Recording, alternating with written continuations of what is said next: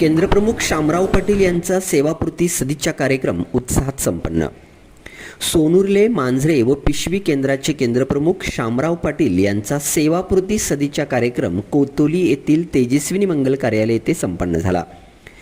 21 डिसेंबर 1987 रोजी विद्यामंदिर अणुस्कुरा येथे प्राथमिक शिक्षक म्हणून सेवेला प्रारंभ केलेले शामराव पाटील यांनी केंद्रप्रमुख म्हणून सोनुर्ले, पिशवी व मांजरे या केंद्रांचा गेली 2 वर्ष कार्यभार पाहिला. एक शांत, संयमी व प्रशासनातील मवाळ अधिकारी म्हणून परिचित असलेले केंद्रप्रमुख शामराव पाटील यांनी शाहूवाडी व पन्हाळा या 2 तालुक्यात प्रामुख्याने आपली सेवा पूर्ण केली. शामराव पाटील हे मूळचे ननुंद्रे तालुका पन्हाळा येथील रहिवासी, त्यामुळे पन्हाळा व शाहूवाडी तालुक्यात अधिक मित्र परिवार असलेला गेली 38 वर्ष शिक्षण क्षेत्रात सेवा बजावून सदिच्छा समारंभ प्रसंगी मात्र भावुक क्षण पाहायला दिसत होते. सदर कार्यक्रमास शाहूवाडी तालुक्याचे गट शिक्षणाधिकारी डॉक्टर विश्वास सुतार प्रमुख मान्यवर होते.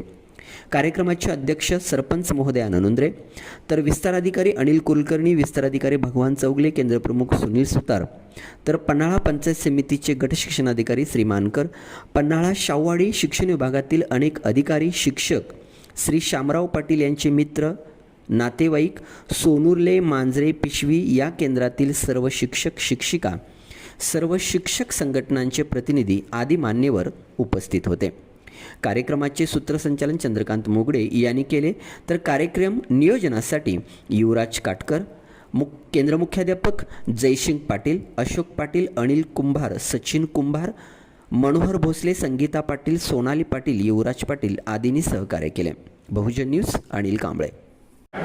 सोन्यासारख्या माणसांच्या लाख मोलाच्या आठवणी विकणार नाही जिथवर पापणी भेटत नाही. आठवणी विकणार नाही जिथवर पापणी भेटत नाही. या कार्यक्रमाला उपस्थित असणे सर्व माझे नातेवाईक, उपस्थित बंधू, सर्व सन्माननीय व्यासपीठ. आजचा दिवस हा काहीसा वेगळा आहे, मनात खूप आहे पण शब्द थांबले आहे. एक प्रवास संपतो आहे पण कोणी मन भरून येते. नोकरी निमित्तानं स्वतःसाठी, इतरांसाठी, नातेवाईकांसाठी आणि समाजासाठी आपली इच्छा असताना वेळ देता येत नाही. जगातील सर्वात मौल्यवान गोष्ट म्हणजे वेळ. ती वेळ यापुढे माझ्याजवळ असणार आहे, त्या गोष्टीचा मला नक्की आनंद आहे. पण त्याच वेळी एवढी वर्षे या नोकरीत असताना जेवढा वेळ स्वतःच्या परिवारासाठी घालवला, कदाचित त्यापेक्षा अधिक वेळ मी माझ्या सहकार्यांसोबत, अधिकाऱ्यांसोबत याची काळजी घेऊन पाहिजे. मोठी गोष्ट मला वाटते आणि म्हणून आज या सभा आणि टाळ्यांच्या वेळात त्याचा अभिनंदन केलं पाहिजे. अशा बाहेर पडत आहे.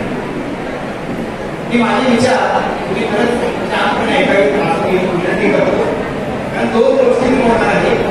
एक गोष्ट आजच्या दिवसाचं काही महत्व आहे. आज 8 मार्च आहे. आणि सर तुम्हाला खरंच मी आभार मानतो तुमचे की आजच्या दिवशी तुमचा कार्यक्रम तुम्ही घेतलेला आहे. तुमच्यासोबत तुमचं आहे. आज महिला आहे, त्यानिमित्तानं मला महिलांच्या बद्दल कृतज्ञता व्यक्त केली पाहिजे आणि मग पाकिस्तानाच्या एकंदरीत आयुष्याबद्दल एक 5 मिनिटं बोलतो. मी गट शिक्षणाधिकारी म्हणून त्यांचा वरिष्ठ जरी असतो तरी त्यांच्याबद्दल माझ्या मनात जो सद्भाव आहे तो मी आज व्यक्त करणं माझं कर्तव्य समजतो. तर आज 8 मार्च आहे, महिला दिन आहे. आज महिलांचा सन्मान करण्याचा दिवस आहे. का करायचं महिलांचा सन्मान? आपल्या भारतीय संस्कृतीमध्ये महिलेला देवता म्हटलेला आहे ना.